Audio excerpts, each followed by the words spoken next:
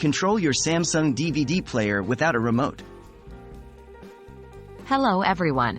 Today we are going to tackle a common problem: how to control a Samsung DVD player without a remote.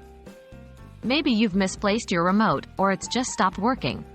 Don't worry, we've got you covered. Is it possible to control a Samsung DVD player without a remote? The answer is yes. You can control your Samsung DVD player without a remote. While a remote control makes things easier, many DVD players have built-in control buttons that you can use in a pinch. Understanding your Samsung DVD player's on-device buttons.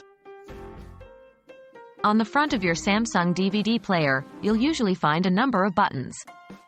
These often include power, play, pause, stop, forward, rewind, eject, and sometimes menu navigation buttons. With these, you can execute basic commands. However, remember that the exact layout and options may vary depending on your DVD player model. Using a universal remote.